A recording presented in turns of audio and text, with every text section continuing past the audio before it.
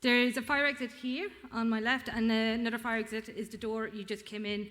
The toilets are in the lobby, and I would also ask you to switch off the sound on your phones now, please, as well. I would like to welcome all of you joining us here at Sligo Central Library this evening, and I would also like to welcome all those from around the world watching us on our live stream on Facebook. The live stream of this event will be available to watch on our website at sligolibrary.ie over the coming days.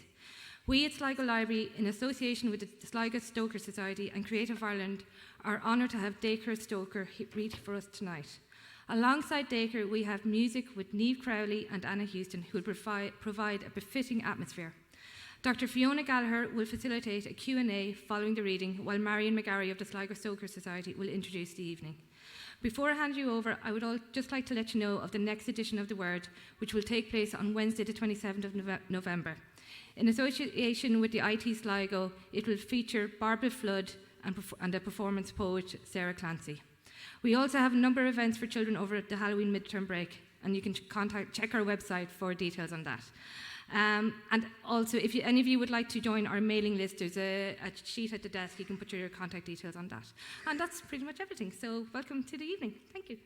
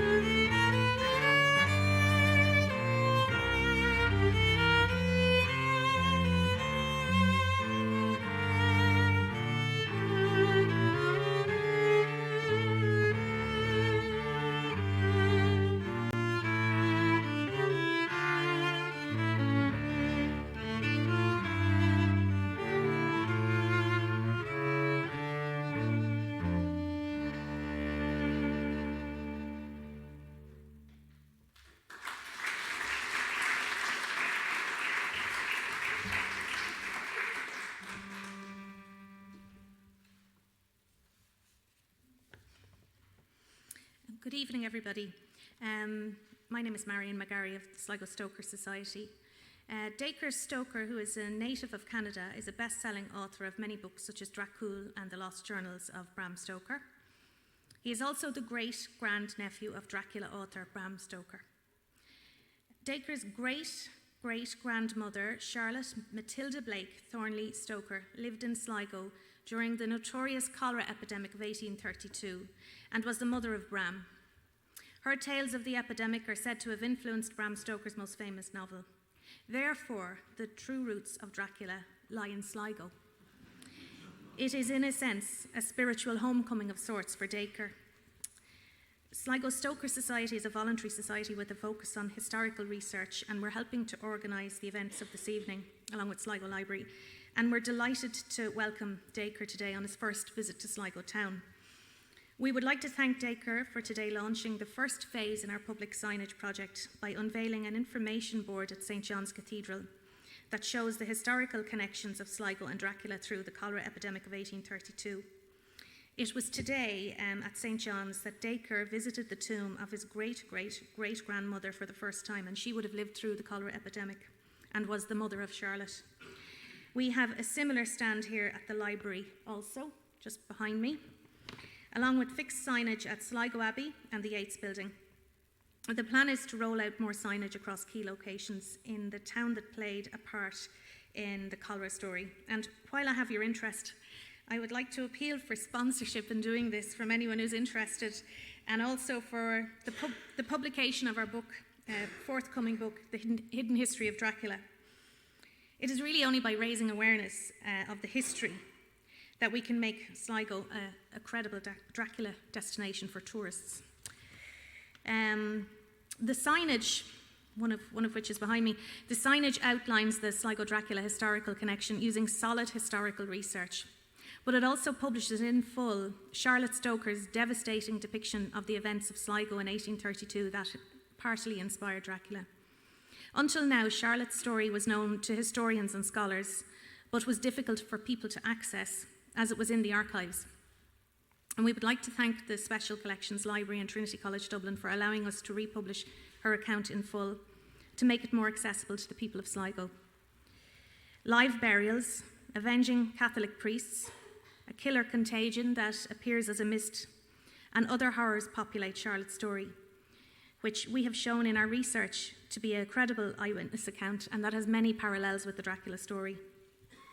But we must also remember that this account is in many ways more horrific than anything about the fictitious Count Dracula because of the very real deaths of very real people. In a 6-week period in 1832, an estimated approximately, we're still trying to put a figure on it, 1,000 people are believed to have died in this town, and I repeat, in 6 weeks. These were largely forgotten to history until 2007, when the County Sligo Famine Memorial Committee erected a plaque for victims at Sligo University Hospital. It is a small but moving commemoration of the many victims, including doctors and nursing staff who also died. I would like to acknowledge the work of the County Sligo Famine Memorial Committee in commemorating Sligo's cholera victims. And finally, some thanks. I wish to acknowledge Sligo County Council Community and Voluntary Heritage Grant Scheme and Sligo Leader for funding Phase 1 of the public signage project. A special thank you to Dean Arfon Williams of St John's Cathedral, Susan O'Keefe of the 8th Society Sligo, and Dr. Robert Hensey of Sligo Abbey, who facilitated our public signage at those locations. I would also like to thank Anthony Gray, a wonderful ambassador for Sligo, who treated Dacre to lunch today in Hooked Restaurant, and to Marie Casterly, who facilitated the Mayor's reception for us at the Town Hall today, and of course Michelle Ulton and the staff at Sligo Library for organising this event. I would like to thank all of you for your interest and for extending such a warm Sligo welcome to Dacre Stoker, who I introduce to you now.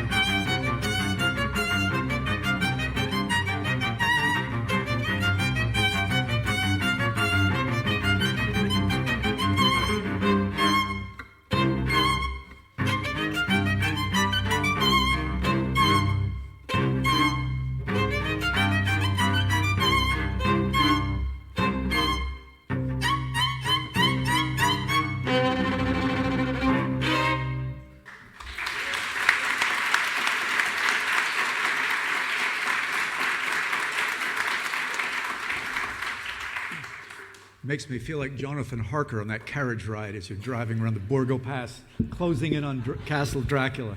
Wonderful ladies. Wonderful. First of all, thank you again for having me here, Stoker Sligo Society, Sligo Central Library. I'm Dacre Stoker, and this is my first visit here, and it is a humbling experience.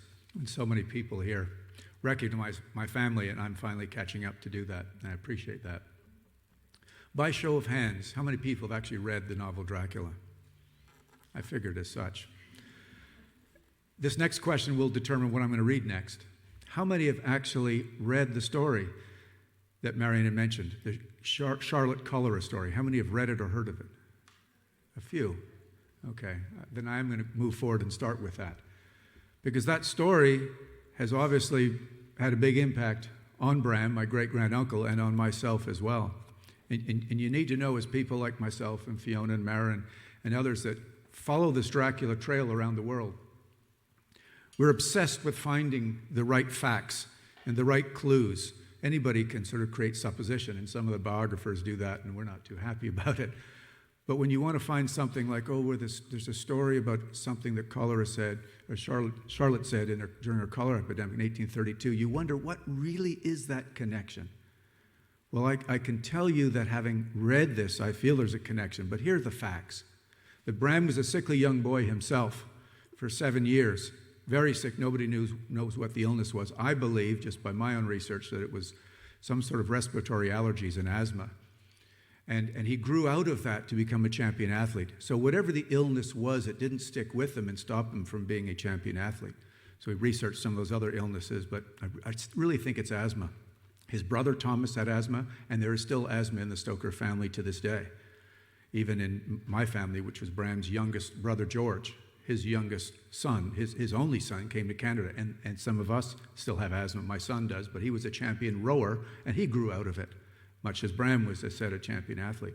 So I'm thinking of this poor little boy having an asthma attack every now and then, because you know what kind of beds they slept on? It was straw covered in linen. So the allergen with the must and mildew of Clontarf and Artane never went away from his little face when he was sleeping there. So he must have been seriously suffering breathing problems. And as he mentioned in Personal Reminiscence of Henry Irving, at sometimes he didn't know what it was like if he was breathing his last breath. Asthma can be very scary. So imagine him feeling that way when he hears this story. Now we know she told him this story, and we know it made such an impact on him that years later, when she moved to France with her husband and the two girls, Mathilde and Margaret, to be educated in the arts, Bram requested that she send that story back to him in type form. He used this story as the basis for one of his stories in his series of children's stories in the book Under the Sunset. So there's more than just, maybe Bram was inspired by this. He was impacted enough to have the story sent to him, and he used it in one of his, as I said, in one of his horror stories for children. So I think that this created some sort of latent trauma in this little boy's brain of hearing about premature burial, people being misdiagnosed, possibly him being in the same situation. And then years later, when he actually did research in a library not much different than this, in the London Library, in the Whitby Library, in the British Museum Library, and he actually found treatises and accounts of vampirism from the 1700s written by doctors, other priests, known entities that were respected writers, that people really believed in vampirism. So all of those things combined, I call it Bram's perfect storm. That this book, Dracula, was a perfect storm of personal experiences, good research, and a very creative writer that knew how to make people feel scared to death about something that really happened. And folks, part of it really happened here. So without further ado, I'm going to read you this story, take a couple of sips of water, and then get you into the book Dracul, that I was inspired by some of this to write that story with J.D. Barker.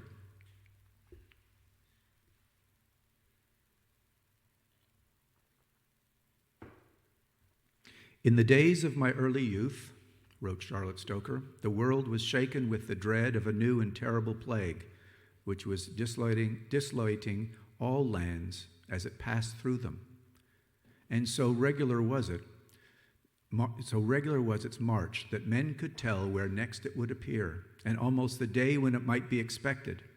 It was the cholera, which for the first time appeared in Western Europe, its bitter, strange kiss, and man's want of experience or knowledge of its nature, or how best to resist its attacks, added, if anything could, to its horrors. In those days, I lived with my parents and brothers in a provincial town in the west of Ireland called Sligo. It was long before the time of railroads, and I think of steamboats.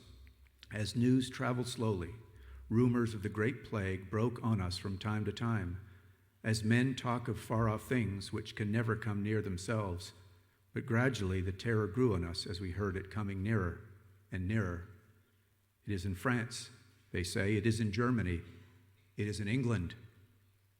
Then, with affright, we began to hear the whispers past. It is in Ireland.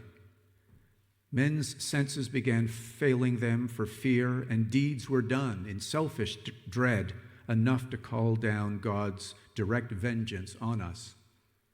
One action I vividly remember: a poor traveler was taken ill on the roadside some miles from the town. And how did those Samaritans tend him? They dug a pit and with long poles pushed him living into it and covered him up quick, alive. Severally, like Sodom, did our city pay for such crimes. Trenches were now cut across the roads in the direction in which the cholera was said to come, concisely for the purpose of stopping all intercourse with the infected districts. No use. No use. One evening we heard that Mrs. Feeney, a very fat woman who was a music teacher, had died suddenly, and by the doctor's orders had been buried an hour after. With blanched faces, men looked at each other and whispered, "Cholera." But the whispers next day deepened to a roar, and in many houses lay one, nay 2 or 3 dead. One house would be attacked and the next spared. There was no telling who would go next, and when one said goodbye to a friend, he said it as if forever. In a few days, the town became a place of the dead. No vehicles moved except the cholera carts or doctors' carriages. Many people fled, and many of these were overtaken by the plague and died by the way. Some of the doctors made a good thing of it, as they said themselves, at first, but one by one they too became the victims, and others came and filled the gaps, and then others again filled their places. Most of the clergy of all denominations fled, and few indeed were the instances in which the funeral service was read over the dead. The great county infirmary and fever hospital was turned into a cholera hospital, but was quite insufficient to meet the requirements of the situation. The nurses died one after another, and none could be found to fill their places, but women of the worst description, who were always more than half drunk, and such scenes were perpetrated there as would make the flesh creep to hear of. One Roman Catholic priest remained. There may have been others, but I knew only of this one, his name Gillern, and he told us himself that he was obliged to sit day after day and night after night on the top of the great stone stairs with a horsewhip to prevent those wretches dragging the patients down the stairs by their legs with their heads dashing on the stone steps before they were dead. The habit was, when a new batch arrived for whom there were no beds, to take those who were stupefied from opium and nearest death and remove them to make room for the new arrivals. Many were said to be buried alive. One man brought his wife to the hospital on his back, and she, being in great agony, he tied a red neck handkerchief tightly around her waist to try and relieve the pain. When he came again to the hospital in the evening, he heard she was dead and lying in the dead house. He sought her body to give it more decent burial than could be given there. The custom was to dig a large trench, put in 40 or 50 corpses without coffins, throw lime on them, and then cover the grave. He saw the corner of his red handkerchief under several bodies, which he removed, found his wife, and saw there was still life in her. He carried her home, and she recovered and lived many years. There was a remarkable character in town, a man of great stature, who had been a soldier and was known as Long Sergeant Callan. He took the cholera, was thought dead, and a coffin was brought, as the coffin maker had always a stack of coffins ready on hand, with the burials following immediately on the deaths. They were much of a uniform size and, of course, too short for Long Sergeant Callan. The men who were putting him in, when they found he would not fit, took a big hammer to break his legs and make him fit. The first blow roused the sergeant from his stupor, and he started up and recovered. I often saw the man afterwards. Our own household gradually ceased to go out or hear what went on outside. The last evening we were out, we went to see the family of the collector of excise, Mr. Holmes. They were a large family, father, mother, grandmother, 3 or 4 sons, 3 daughters, and a little grandchild. We left them all well at 9 p.m. The next morning at 9 o'clock, we heard that Mr. Holmes, his mother, 2 sons, and daughter, and little child were dead and buried. After that, which occurred the 6th day of the cholera, we stayed pretty much to the house. There was a constant fumigation kept up. Plates of salt on which vitriolic acid was poured from time to time were placed outside all the windows and doors. Every morning, as soon as we awoke, a dose of whiskey thickened with ginger was given us all, in quantities according to our ages. Gradually, the street in which we lived thinned out, as by 2s and 3s, our dead neighbors were carried away. One morning, the 9th day, 4 were carried out, once dead, out of the opposite house. Our neighbors on both sides died. On one side, a little girl called Mary Sheridan was left alone and sick. We could hear her cries. I begged my mother's leave to help her, and she let me go with many fears. Poor Mary died in my arms an hour after. I returned home and, being well fumigated, was not affected. Some descriptions of provisions became almost impossible to get. Milk, most of all, as none of the country people could be induced to come near the doomed town. We had a cow, and many persons, ladies whom did not know except by sight, used to come and beg a little milk for their young children. The jugs used to be left on the doorstep, filled and taken away.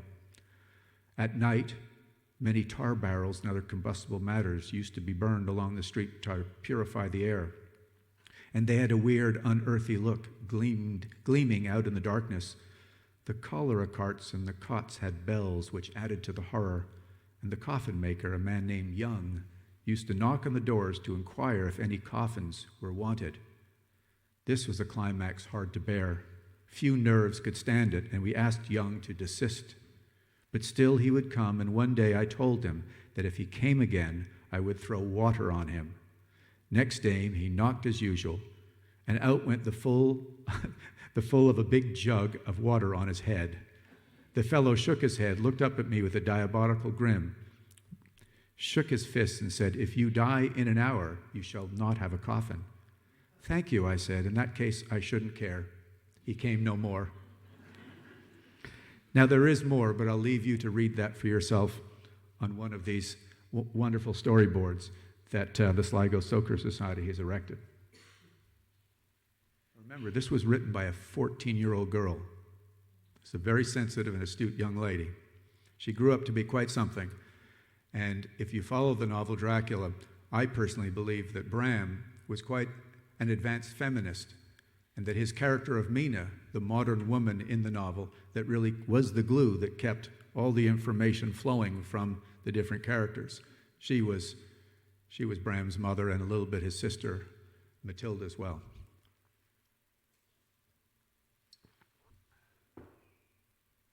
All right, on to Dracul.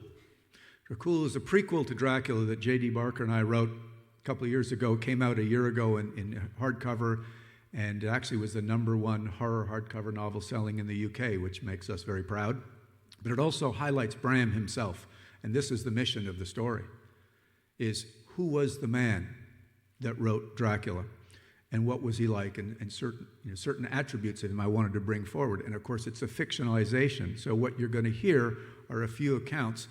Obviously, with the fictionalization, we take some liberties here and there to make it exciting enough for an editor to want to publish the story and people want to read. But he was an interesting man, Bram. He really was. There was a lot to him. I call him my onion. And the novel the same way. The more you look into the novel, the more you look into Bram, you find some pretty incredible things. I also have to tell you that the story is written in the epistolary style. So it's not easy for me to pick up and give you some continuity from the story because we have the Journal of Bram Stoker, we have his brother Thornley in it, we have Matilda in it, but we also have a section that's happening in present day. It was written in 1868. So when I'm going to get to one of those sections, I'll explain it to you. But first, we're going to start with the Journal of Bram Stoker, and it starts with when he was a young boy in Clontarf. And if you listen carefully, you'll realize that J.D. and I wanted to bring out some of the real things that happened in his life, like this story, like his own childhood illness, the fact that he was bloodlet, I think, by one of his uncles who was a famous bloodletting doctor. The Journal of Bram Stoker. Where to start? There is so much to tell and precious little time to tell it. But I know when all things changed. By the time one particular week came to a close, I would be healed, our dear Nana Ellen would be gone, and a family would be dead. It started innocently enough with little eavesdropping. We were but children, me 7, Matilda 8, and yet the autumn season was never to be forgotten, and it began with only 2 words. Buried alive.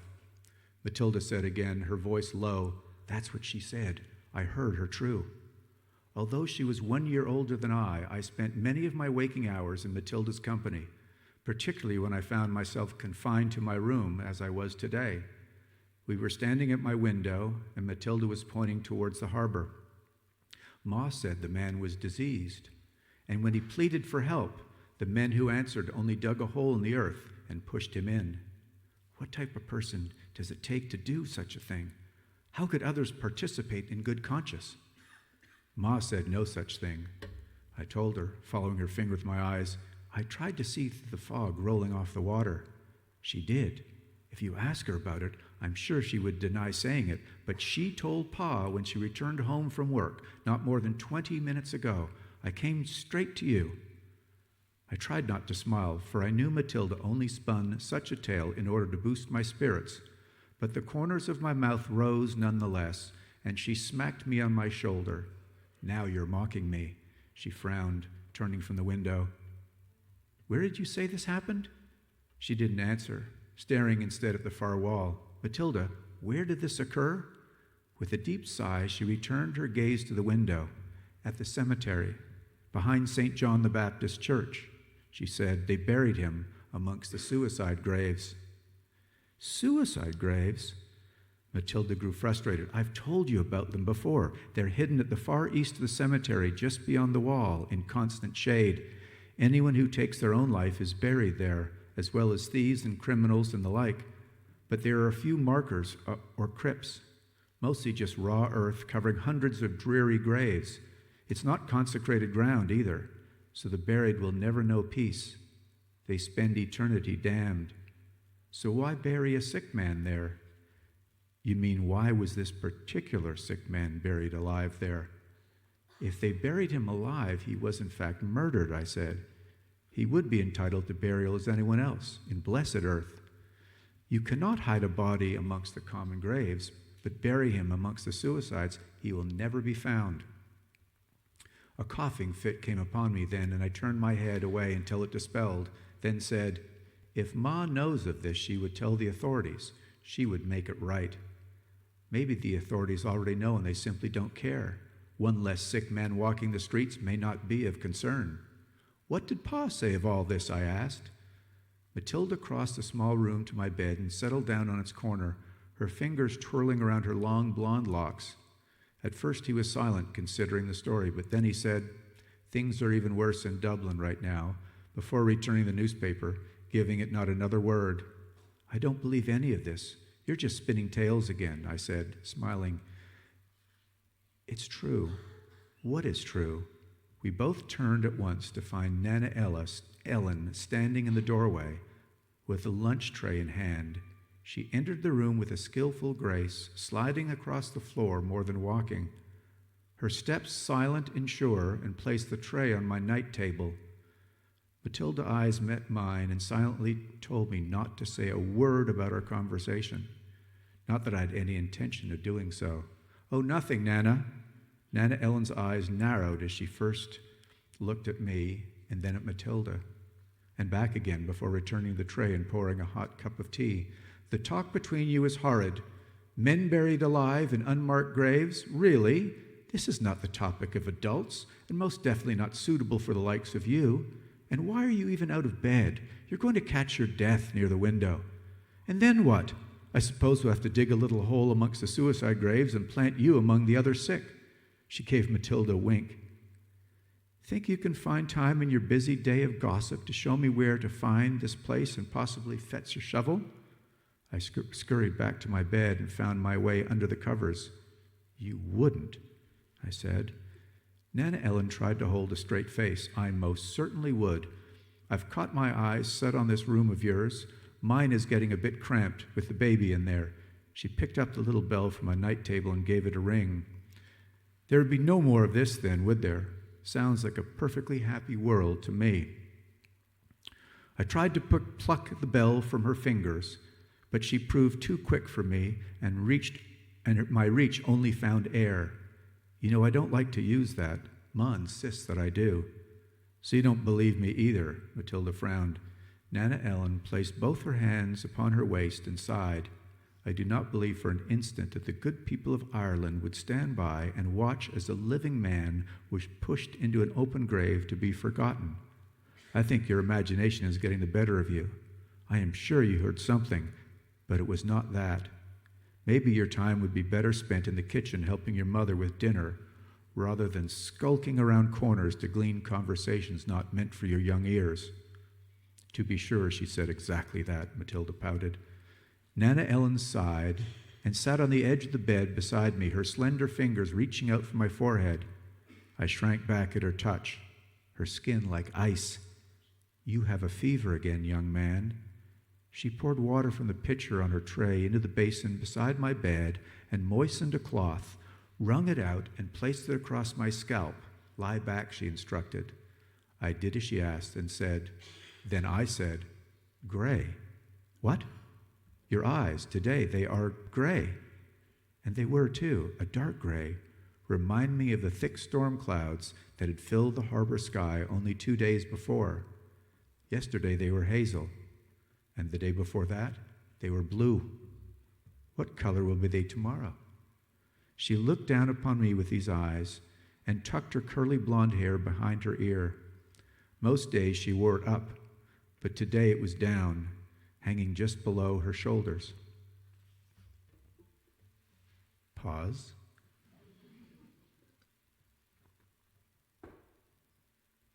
My birth in 1847 was a difficult one.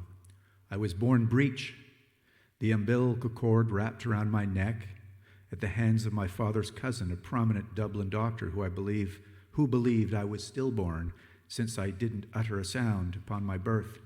Uncle Edward Alexander Stoker declared that no heartbeat was found beneath my blue skin, but Ellen insisted I was alive.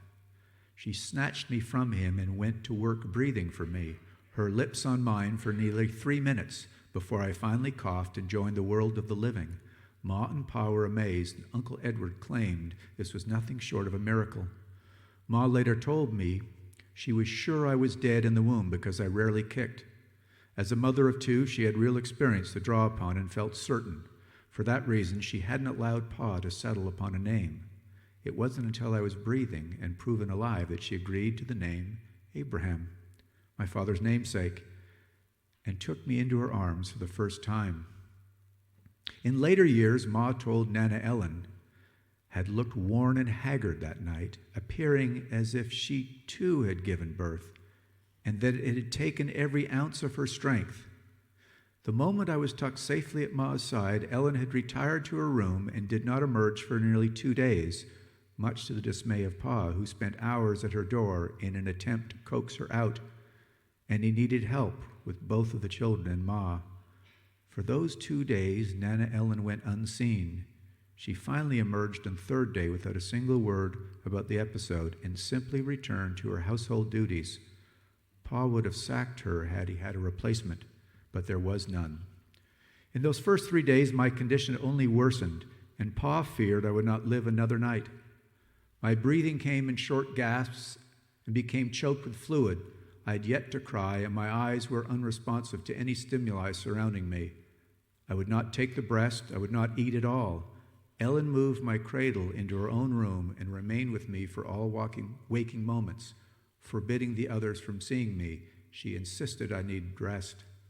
They reluctantly obliged, and on my 5th day, around 2 a.m, my cries rose through the house for the first time, cries loud enough to wake Matilda and Thornley, who also joined in the cries of their own. Pa helped Ma to Ellen's door, and when she opened it with my little form swallowed in her arms, everyone knew the danger had passed and I would live.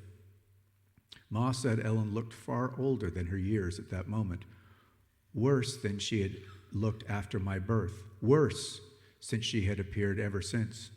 After handing me to Ma, Ellen Crone continued down the stairs and out the front door in the dead of night. She did not return for 2 full days. When she did return, she was her youthful self again, cheeks flushed with color, eyes radiant blue, and with a smile on her lips for the ages. Pa didn't scold her for leaving this time, for my condition had worsened while she is gone, and somehow she knew she could help me, as she had on both occasions prior. He returned my cradle to her bedroom, and there it remained as Ellen locked the door, with the 2 of us secured inside. She would emerge with my health waxing and hers waning. This pattern would repeat itself dozens of times in those early years. She would nurse me back to health, then vanish for a few days, only to return in good health and take charge again. What transpired behind her closed doors was never revealed. Ma and Pa did not ask, but her eyes told the tale. The deepest blue when her health proved strongest, pale gray before she would take leave.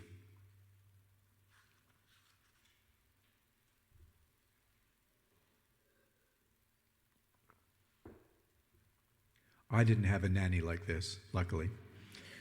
J.D. had a nanny a little bit like this, but we do know that Ellen Crone was very real in the Stoker family. Second and final reading. Ma called out to me from the top of the hole, but I remained silent. It wasn't until the 3rd time I finally tried to answer, but my voice failed me. The heft of so much soil on my chest expelled what little air I could muster. Only a muted grunt escaped my dry, chapped lips. Around me, dirt fell, raining down in giant clumps, battering my frail body. A crowd gathered at the top of the hole, although I couldn't see anybody. I heard them shouting and screams, crying, even cackles. First 2 voices, then 4, then a dozen more. I could not keep track, for they were everywhere, and yet nowhere, ungodly loud but invisible to me all the same. Then there was only one. I looked up into Ma's eyes, red and clouded. She held the damp cloth inches from my face and froze as my eyes fluttered open and found her. I was back in my little attic room, back in my bed, wondering if I had left at all. "He's awake," she said in a hushed tone to someone across the room. I turned my head, but my neck ached. I feared the movement alone might sever my head from my body. I felt it as if a dozen blades made of ice pressed into my skin. Cold. "Shh, don't speak," Ma said. "Your Uncle Edward is here. He's going to help you."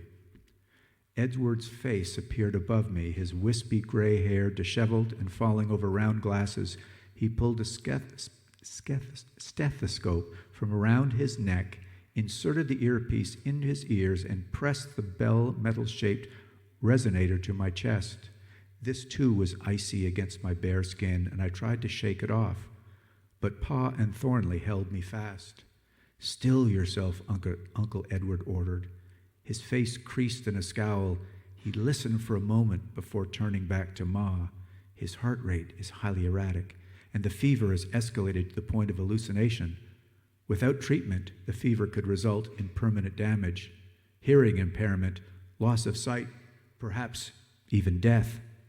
I listened to this as if an observer, unable to interact. I watched Ma exchange a worried glance with Pa as Thornley simply peered down at me. "What do you suggest?" Ma asked of Uncle Edward. Her voice, usually confident and steady, now wavered.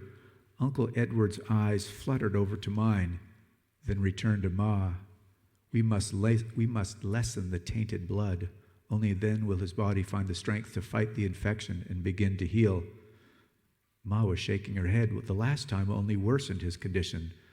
Bloodletting is the only treatment called for by such a case. I tried to break free of their hold, and nearly did, for they were distracted by the discussion and lessened their grip. All but Thornley, who squeezed my arm with such force at my attempt I thought his fingers would break the skin. He frowned at me while mouthing, "No." Blackness slipped back over me like a cloak. I fought to retain consciousness. They continued to speak, but the words became foreign to me, a language I did not speak. Then my body began to shake with a chill so great I felt as if I had plunged into a frozen lake. From the corner of my eye, I watched Pa nod his head. Uncle Edward removed his glasses, wiped them on his shirt, and then replaced them on the bridge of his nose.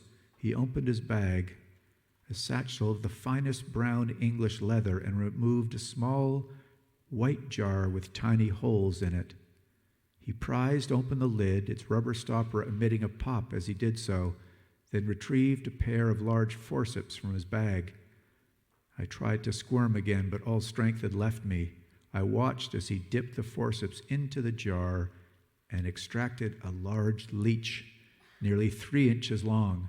It wiggled grotesquely in the forceps' grip, its body twisting this way and that, and as Uncle Edward carefully lowered the creature towards my foot, just before the leech disappeared from my line of sight, I spied the jaws of the eager sucker opening and closing with appetite as it neared my flesh.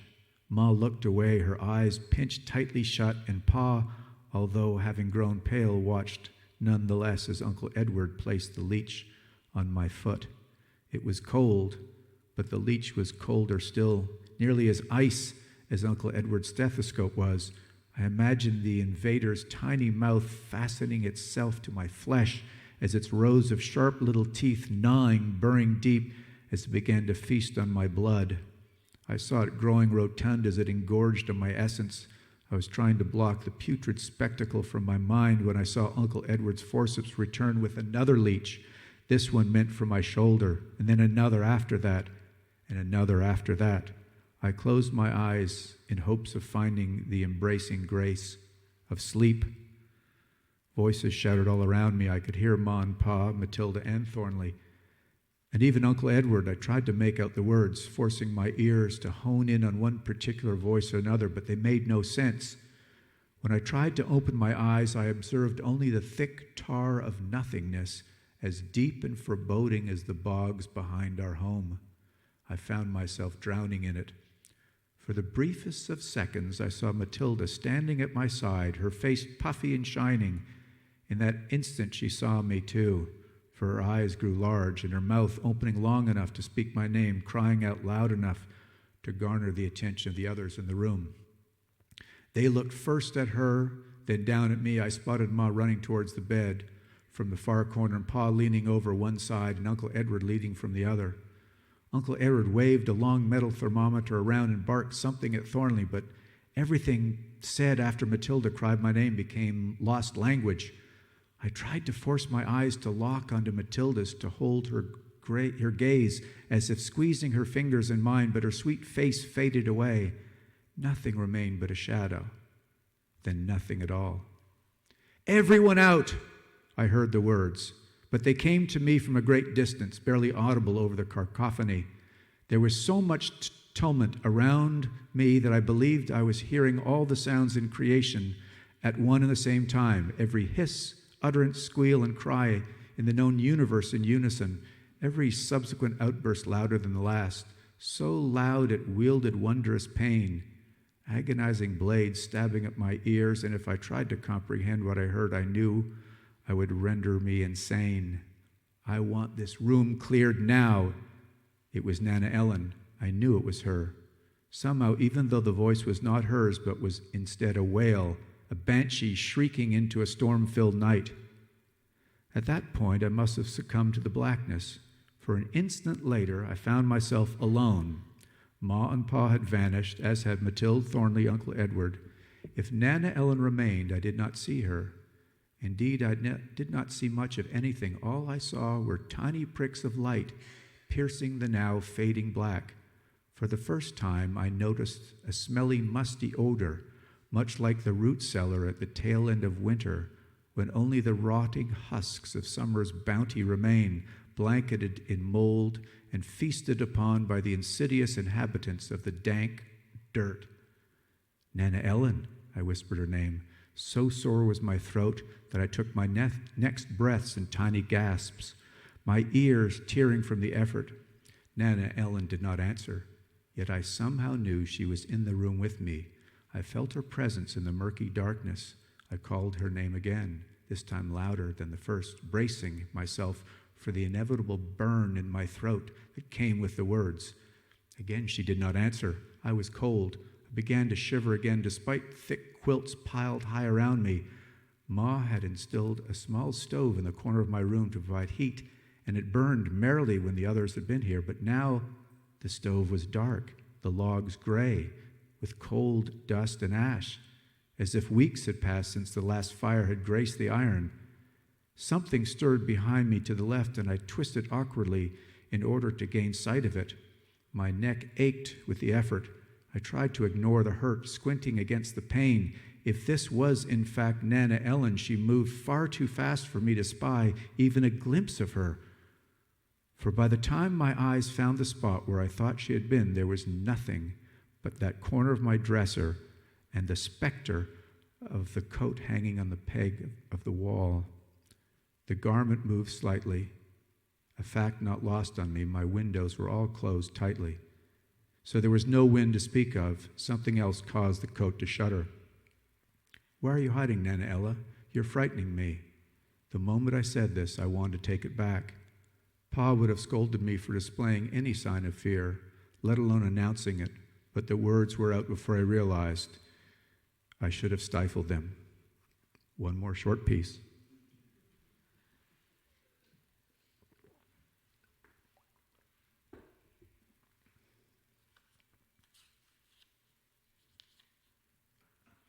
So at this point, you can tell that Nana Ellen is helping young Bram heal. Nana Ellen caught me staring at her hands and withdrew them from sight, brushing the hair from my eyes. "You have worsened substantially. You're delusional. Caught up in the fever. Does it hurt?" I tried to nod my head, but the ability to move had abandoned me again. To keep my eyes open was painful, but I did so anyway, unable to turn away from her. It must hurt. I thought she meant the fever, but then I realized she was looking down at my arm. With all my strength, I raised it. I spotted 3 leeches below my elbow, and at least 2 others above. All were plump from their ghastly feasts. The largest, which were near my wrist, looked about to burst. Its oily body churned, pumping my skin with ferocity. There were no fewer than 6 on my other arm, and I knew Uncle Edward had placed them on my legs and feet too. Tears began to well in my eyes. Nana Ellen brushed them away with a cold fingertip.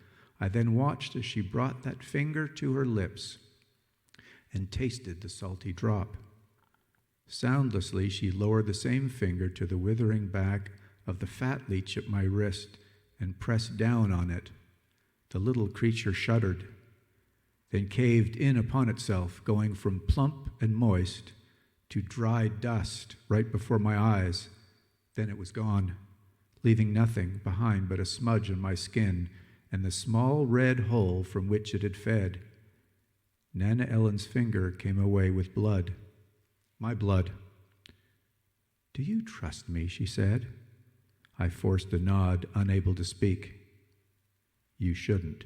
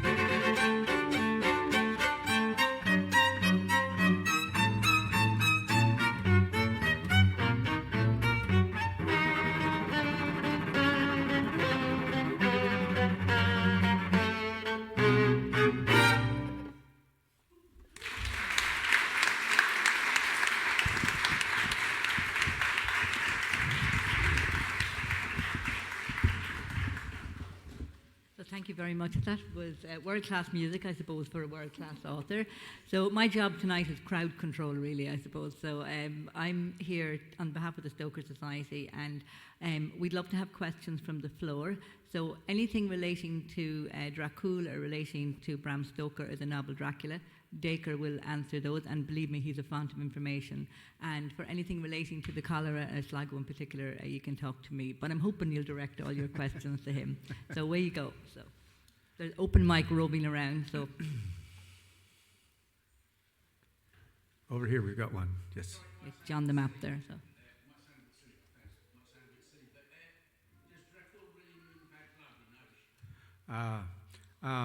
I'm not going to try to pronounce and really mess up your language. Somebody else can do it, but there is a very close derivation of it. One of you want to try that? It's it's bad blood as such, but Dacre has a good theory on that. Yeah, my theory is Bram was a wonderful absorber of things. Whenever he went to a location, Whitby, Cruden Bay, other places, even on Buckingham Street, he would absorb the local stories, the local folklore, and I'm sure he would have obviously absorbed many Irish stories of folktale and superstition, and it's a very good chance that he heard that. But we know when he actually saw the name Dracula in two books in the London Library. One was by a gentleman called Charles Bonner and one by James Samuelson. And his original list of characters when he started writing the novel Dracula was Count Wampir, which was an Austrian name for a vampire. And we think he was sort of originally influenced by Joseph Sheridan Le Fanu, who wrote Carmilla, based in Styria. So maybe Bram was doing the same, but then when he found the names Dracula in these other two books, he crossed it out and proceeded with setting the story in Transylvania.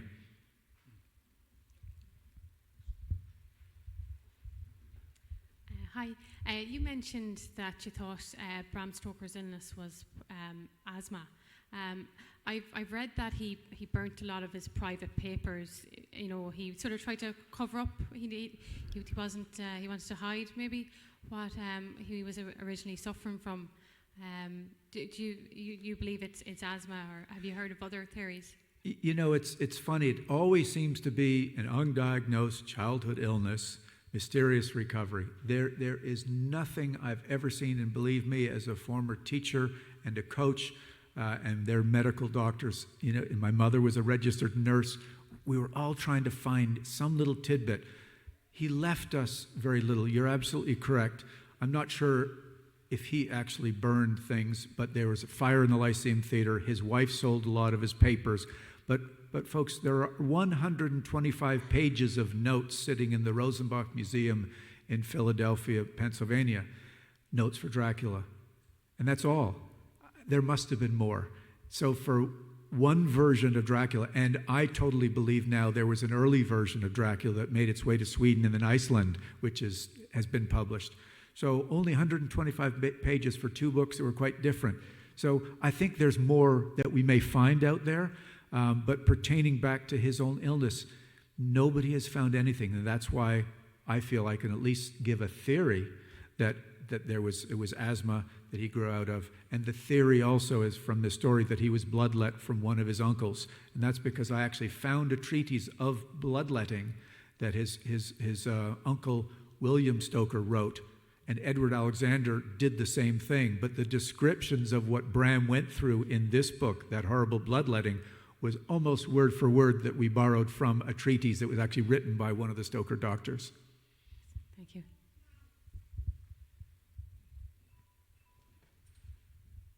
Hi.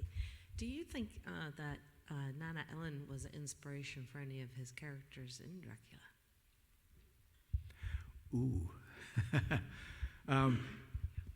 You know, Nana Ellen was interesting. She was with the family for most of her life. She came to them as a young lady. She was an orphan. Thornley Stoker actually kept a locket of her hair, and that locket is in the Trinity College archives, where this story is also located. So she was very, very close to the family. But, you know, Bram left Dublin, I think the age of 25 or something like that, 1879 when he went to London, and she stayed. So she stayed in Dublin with the rest of the family. So, that's a really good question. I think Matilda and his mother are the inspirations for Mina. She wasn't a floozy. She wasn't like Lucy. She was very kind of straight-laced. I've seen pictures of her. She's like that typical sort of nanny that would not have been a Lucy at all. So I don't think there really would have been anything else. It's a good question, but boy, I tell you one thing. We had fun with her here. And she becomes, I can't tell you, I don't want to spoil it. She becomes quite something that is interesting later on. Can I ask, whereabouts in Sligo did the family live? Well, we've got some experts here. Where in Sligo did the family live? Okay, yeah. So we know that they lived in Correction Street, which is the modern, which is the older name for Old Market Street. But in the 1830s, Correction Street and Jail Street were effectively one street. So it ran from the corner of Castle Street and Abbey Street the whole way up round that very acute bend to where it met High Street and Pound Street. So if you can imagine, Pierce Road was a newer road. That was only built after 1847. So that was a very, very, very long street, which is what she calls it in her account. We went up today. My own research, and I've done a lot of work into this, is that she lived somewhere where McGlynn's, where McGlynn's pub is there now. So I think it's one of those very tall houses. They are definitely pre-1837, possibly late Georgian houses. And because Charlotte's father worked with the revenue police, he probably would have operated out of the courthouse, which was the older courthouse, which it's part of the newer courthouse. So we don't know exactly. We also know that there was some sort of stables behind the houses, and those houses, which I live around the corner myself, so I'm very familiar with those houses. So where the Gannons or the Crummies live, or where McGlynn's pub is. So we had a moment there. Tell them about the plaque. Oh, the plaque. And there's a plaque on Louis Doherty's building there, the old Williams's garage.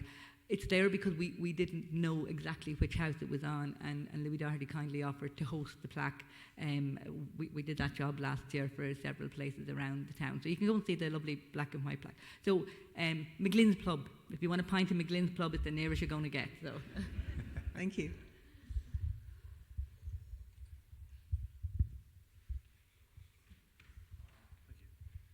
Hello.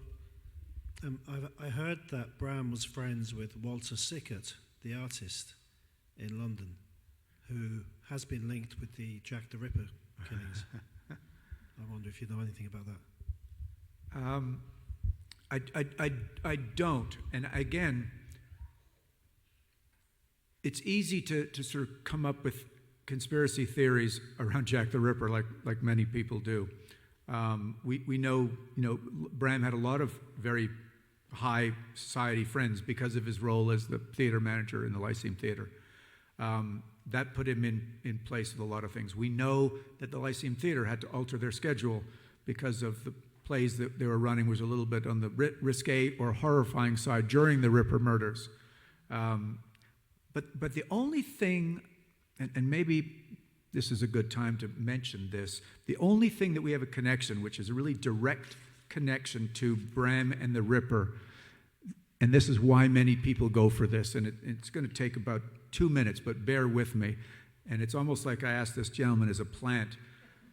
But remember I just said that there was 2 versions of Dracula, an early version that made its way to Sweden first and then to Iceland.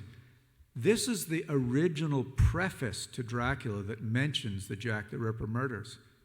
And this, when I read this, and when also I come here and I see what one of the things that inspired Bram was very real, not just an amazing sense of imagination. When I finish reading this, see how you people feel about the realism that Bram inserted into Dracula. So it's the 1901 Icelandic preface. A shorter version of this was edited down by Bram's editor, Archibald Constable, for the 1897 version. I believe his editor said, no, this is far too gruesome, far too scary. We need to make this a little more benign. The reader of this story will soon understand how the events outlined in these pages have been gradually drawn together to make a logical whole. Apart from excising minor details which I consider unnecessary, I have let the people involved relate their experiences in their own way, but for obvious reasons I have changed the names of the people and the places concerned. In all other respects, I leave the manuscript unaltered in deference to the wishes of those who have considered it their duty to present it before the eyes of the public. I am quite convinced there is no doubt whatever the events here described really took place, however unbelievable and incomprehensible they might appear at first sight, and I am further convinced they must always remain to some extent incomprehensible, although continuing research in psychology and natural sciences may, in years to come, give logical explanations of such strange happenings which at present neither scientists nor the secret police can understand. I state again that this mysterious tragedy which is here described is completely true in all its external respects, though naturally I have reached a different conclusion on certain points than those involved in this story. But the events are incontrovertible, and so many people know of them that they cannot be denied. This series of crimes have not yet passed from memory, a series of crimes which appear to have originated from the same source, which at the same time created as much repugnancy in people everywhere as the murders of Jack the Ripper, which come into the story a little later. Various people's minds will go back to that remarkable group of foreigners who for some seasons played together in a dazzling part of life of their aristocracy here in London, and some will remember that one of them disappeared suddenly without apparent reason, leaving no trace. All the people who have willingly or unwillingly played a part in this remarkable story are known generally and are well respected. Both Jonathan Harker and his wife, who is a woman of character, and Dr. Seward are my friends, and have been so for many years. I have never doubted they were telling the truth. And the highly respected scientist who appears here under a pseudonym will also be too famous all over the educated world for his real name, which I have not desired to specify, to be hidden from people, least of all those who have the experience learnt to value and respect his genius and accomplishments, though they adhere to his views of life no more than I. But in our times, it ought to be clear to all serious thinking men that there are more things in heaven and earth than are dreamt of in your philosophy. Isn't that just reek of realism? Either Bram is pulling our leg or he is onto something. One more mystery. Any other questions, folks? Yes, young man. Your friend has asthma. How does he deal with it? Does he have an inhaler? Can he play sports all right? Does he have to?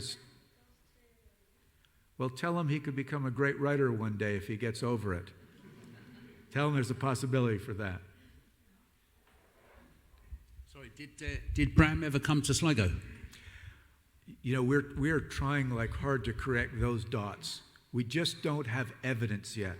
You know, we know he was a inspector of the petty sessions of all over Ireland. He wrote a book, Duties of Clerks of... And he may have come here for part of his official role. We just don't have the evidence yet.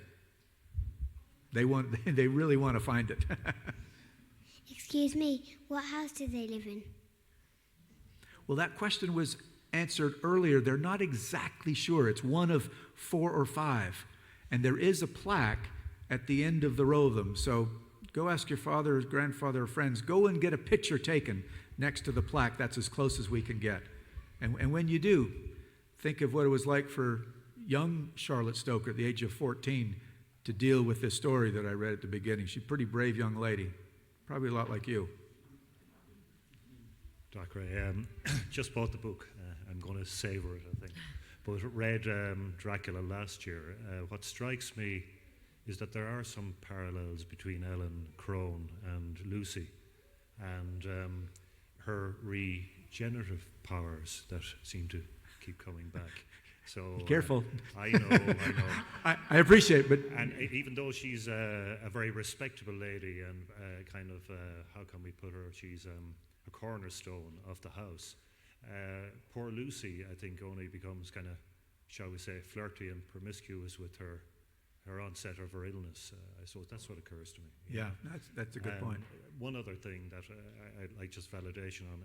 Am I correct in saying that Matilda Blake Thornley, a cousin of hers was military governor of Transylvania with the Austrian army.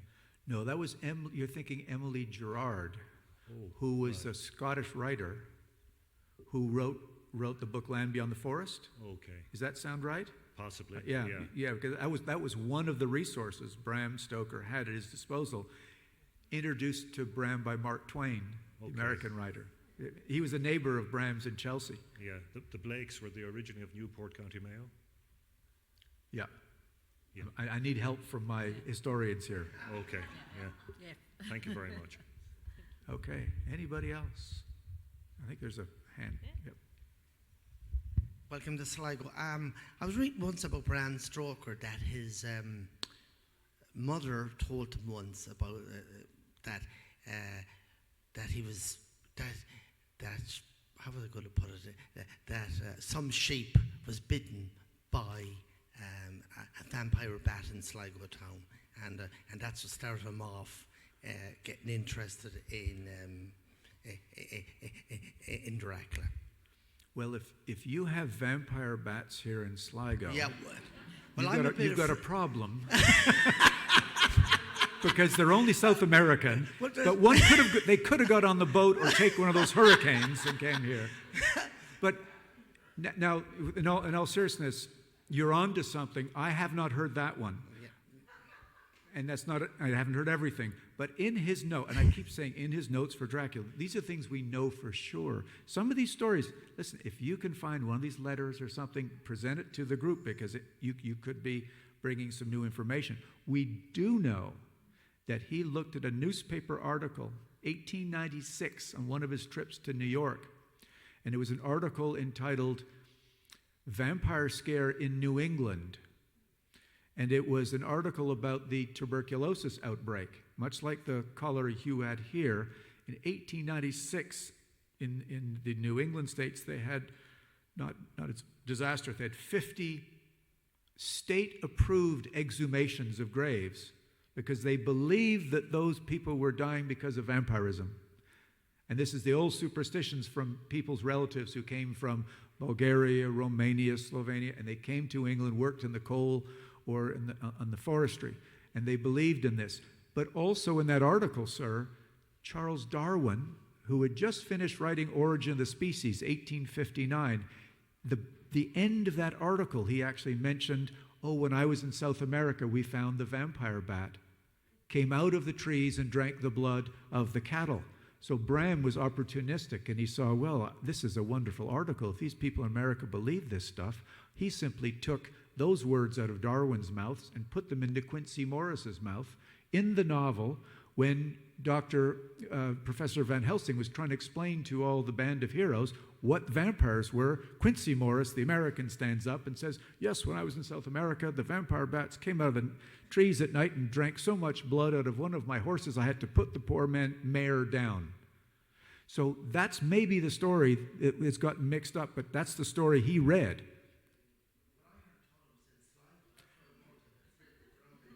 You know, listen, I could have got the story wrong maybe. I like the vampire bats in Sligo too. Hello. I just have a question. It's about the time that Bram Stoker spent in the Lyceum Theatre. He managed it for some 25 to 27 years.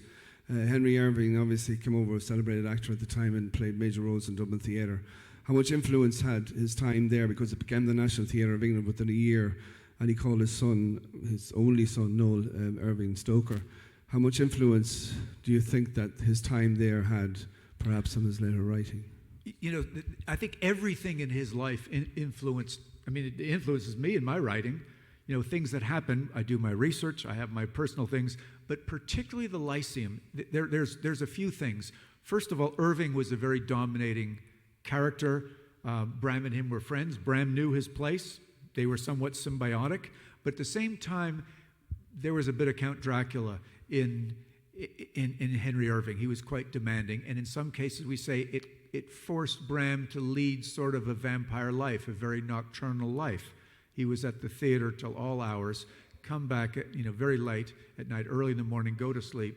And so that might have altered it. But more importantly, Irving played the role of Mephistopheles in the play Faust over 27 years. It was one of his greatest roles, and that is the devil. And I am convinced that Bram, when you look at his notes, that he was planning to set the book up as a play later on. He had a staged reading of the novel to protect its copyright 2 days before it was published. So he had plans for that. And Irving would have been the perfect Count Dracula. It didn't happen. Sadly, Irving died in 1904. Bram died in 1912. Luckily, the rights were protected, and the widow Florence Stoker worked with Hamilton Dean to get the play on stage, and that helped her income stream. They then sold the dramatic rights to Universal in the late 20s, and she made a lot of money when the movie rights were sold.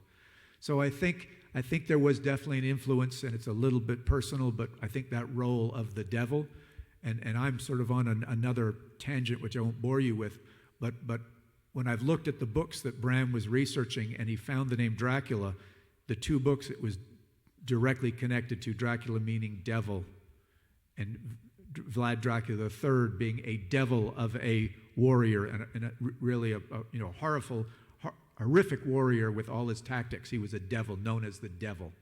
So I think that's what Bram focused on.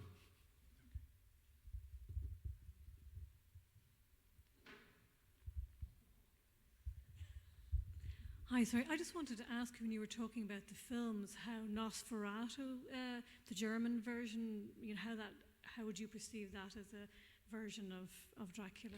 Well, the first thing was it was a copyright infringement. And luckily, Florence Stoker had the strength of will to force the British Authors Guild to mount a legal challenge to them.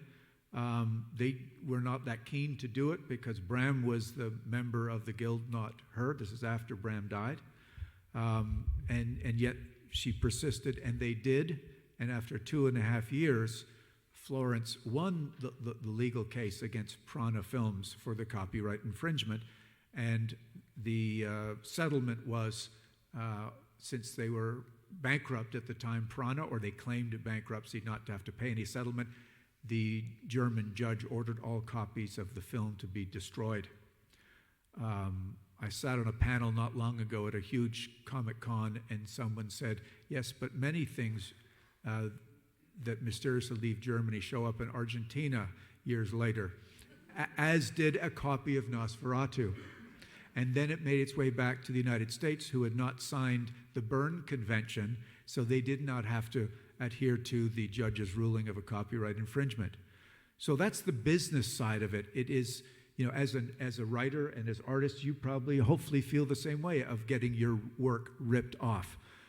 At the time, yes, it was a wonderful form of German expressionism, and it is pretty cool that the movie to this day is an interesting form of art of the time, and yet the music score was destroyed and never recovered. So folks like musicians like this are constantly hired to play in wonderful theaters while they're showing the movie.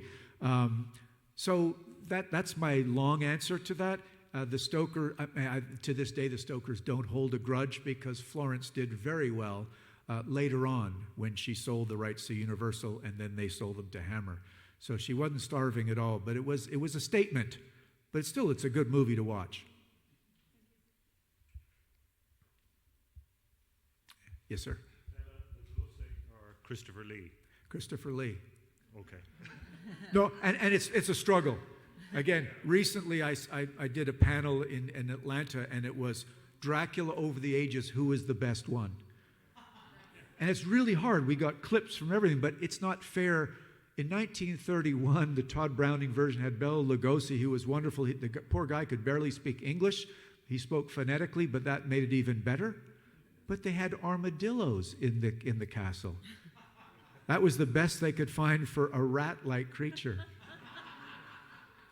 And then, of course, years later, you fast forward, Christopher Lee has the advantage of more technical things. He's allowed to actually have blood coming out of his mouth in 1958.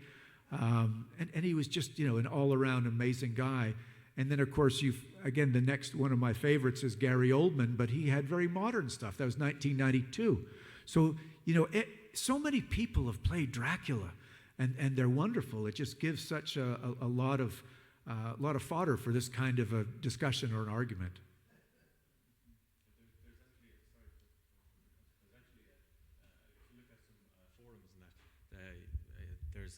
There's a lot of people actually talk about Jack Palance. Yep. As being a really good. I haven't seen it myself. No, Palance did a good job. Yes, he did a really good one. Louis Jourdan. If you want to see the best movie adaptation to Bram's novel, it's not Francis Ford Coppola's Bram Stoker's Dracula. That's not much at all like the book. It's a romanceful story. Look at the BBC 1977 Louis Jourdan version. That's a very close to the book. It's actually fun if you want to look and see how many different actors played Dracula. Go through the list. Go on the Wikipedia page. You can find that. It's incredible. This young man has a question. So does somebody here. Okay, you're right there. We'll get to you next. Yeah. Hello, Dacre, and very welcome sight. Thank you. Have you here in Sligo. It's tremendous. All the better to have you in a deconsecrated church. Really. I know. I was a little bit spooked when they said you're coming into a church to talk about this. I thought, have we got lightning rods up here or something? Yes. The clouds were getting pretty dark, too. And with the tremendous music from Niamh and Anna and yes. the information. Hear, hear. For the atmosphere.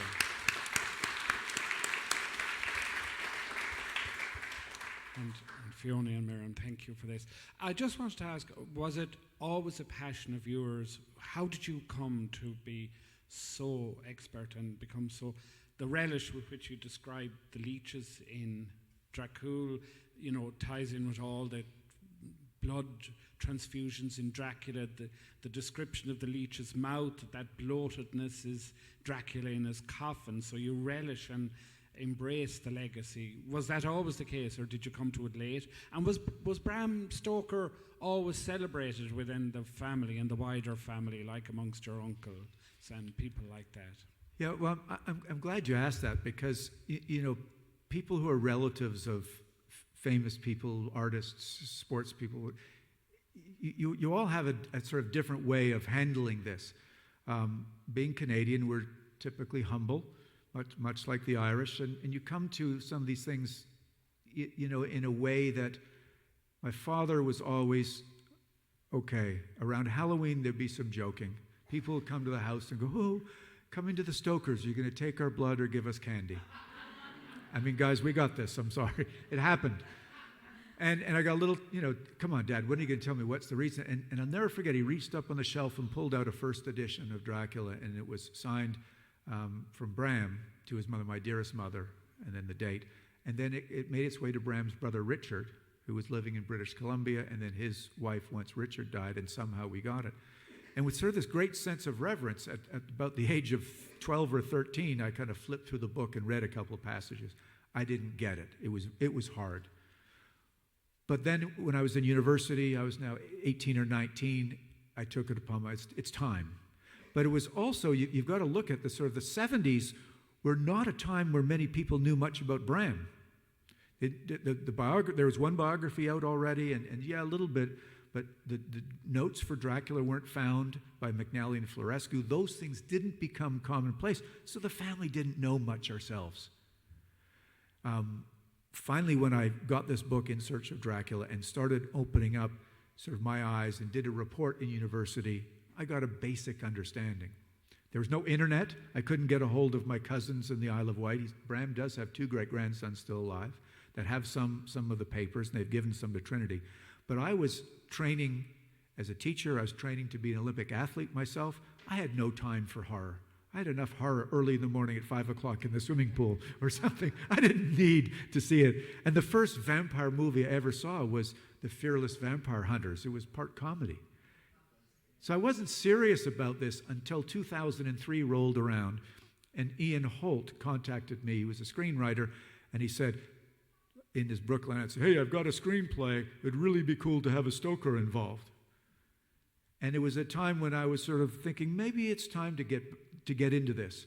And it was. I was finished teaching at one school, and it wasn't going great. They were going through some changes. So it was at that time that I applied the same amount of vigor to Olympic modern pentathlon athlete and coaching later on to this. And boy, did I jump in all. I bought all these books. My wife was saying, can you read all these books? But there were biographies, there was different academic pursuits of Dracula, which was wonderful. Different people, had written stories that were inspired by. And then so just the work to go through contributing to a fictional account with Bram in it, that's what thrust me into the core of it.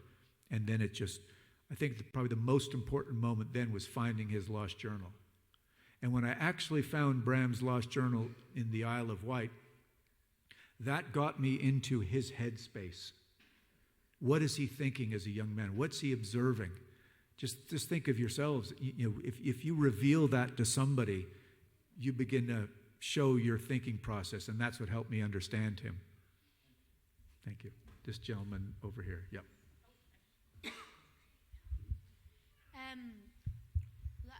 In Christmas, was it 2018? I read Dracula.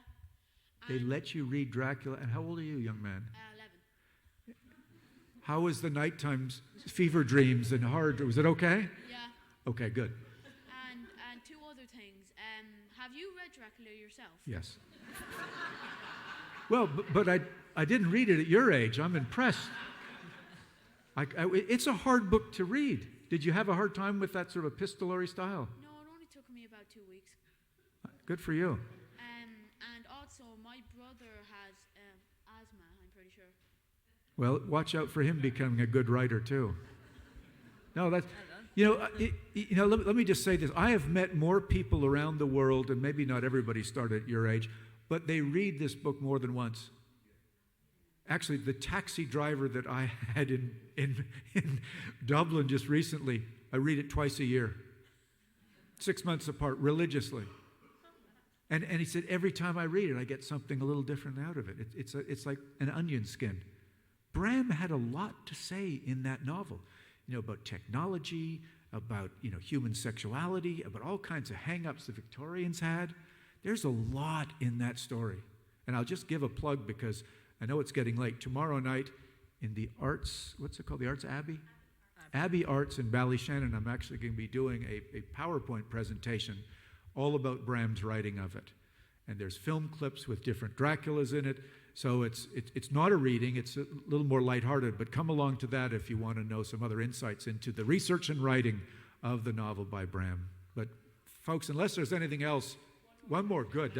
Oh, one more, okay. Yeah, hi, good evening, and thank you to everyone for a lovely gathering this evening. I have a question, it's to the historians, I guess, really. And maybe you, Dacre. It's just regarding, it's a vampiric nature, and it's regarding something very close to Sligo, but not quite Sligo, where there was a archaeological dig just outside Carrick-on-Shannon that unearthed a number of corpses from they think around the 13th, 14th century. And they all had a number of strange characteristics, which was a lot of rocks were on their chest to keep them down, and all of their faces and jaw bones were dislocated with large rocks placed inside their jaw cavity to stop them biting and to stop them rising again. The perceived train of thought was that it was from vampiric activity, and I just wondered if you knew anything about this or had heard about it. I've read a little bit about it now. I think that's a little bit outside the period I specialise in, but certainly, that might have been more of they're an older burial than a 19th century burial, so they may have still had a medieval fear of the plague. I think that's partly where that comes out of. I know that none of the burials that took place in Sligo, either the ones in the Abbey or the ones in St. John's, or even the ones in the cholera pit behind the hospital, they were simply wrapped in linen and covered in tar and lime in order to make the bodies decompose quickly. But those sort of almost ritualistic burials, I think they're much older. So you'd nearly want, that's nearly a late medieval one. I don't know enough about it to answer it, but I hope I can answer the bit about the Sligo one for you. I can chime in because there's an Italian one that was found a few years ago. And since I appeared in a TV show called Secrets of the Dead. Anybody seen that one? Secrets of the Dead. it was done by Ion Films, a British film, and they were looking at these things, deviant burials. And one of them was an Italian one in Venice, of course, who doesn't have a lot of earth. So the burials were very shallow. And since so many people died of the plague within a week, there were sort of 400 bodies in a very shallow grave. And for the youngsters here, or you can handle it, I know, young men, but the others maybe need to plug your ears. When the body decomposes, the tendons holding the jaw together are one of the last ones to go because they're the strongest. But they all seem to go around the same time when all the bodies decompose about the same time. So what people were actually hearing on the outside, the living people, because the graves are so shallow, 400 jaws within a few periods crunching. So what they did is they would exhume a body and they'd see the linen wrapped around the body, and without totally understanding the decomposition process, they would see this sort of the biological juices, let's just say, around the mouth and the bloating of the body. So the interpretation was, oh, she's had a rich meal of blood. We've got to stop her from chewing her way out of the grave. We will stick the brick in her mouth. So that's where this idea of stopping the chewing, and there was an Italian treatise I found on the chewing dead. So it all matched up with misinterpretation of the biological decomposition process. And in Sligo, when they buried they buried a lot of the earlier victims of the cholera in Sligo Abbey, but they simply didn't have enough earth to cover them, so they would literally lay them down, pour earth over them, and gradually they became built up. And after about 100 burials, the Board of Health prohibited burials in the abbey, and they dug the cholera pit at the back of the fever hospital. But the decomposition was so foul that even 6 to 8 months later, the smell from the corner of Castle Street, you could actually smell the decomposition from the abbey. So that's an interesting one. Gentlemen, 2 quick ones right here. Hands went up when we start talking about decomposition. It's Halloween, right, guys? We're ready.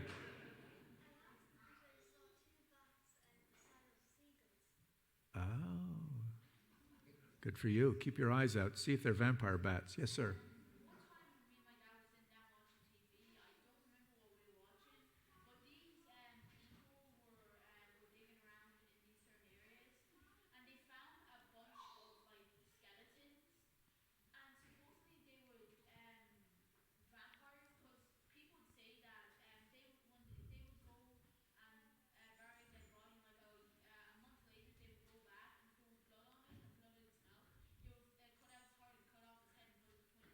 Yeah, that's one of the things they did. When they suspected somebody who was living was ailing, they thought that the spirit of that person or that person was coming out of the grave and taking their life. So they'd go back to that gravesite, dig it up, take out the heart, burn it at a crossroads, and make some sort of porridge or tea and feed it to the living. And it must have worked sometimes enough, because they did that an awful lot. They also did that in the New England states with the tuberculosis. There's a lot of stories, a lot of folklore around the dead and the dying. So, I mean, it varies throughout Irish history, but by the 19th century, certainly by the time of the cholera outbreak, it was very much regulated by the Board of Health and regulated by legislation. Good health. All for health reasons, and that was really it. So. Anything else we need to do, or are we ready to wrap up? You're in charge here. Yeah? We're good? Well, let's a little more music as we walk out, but I'll thank you all very much. Okay. That's good.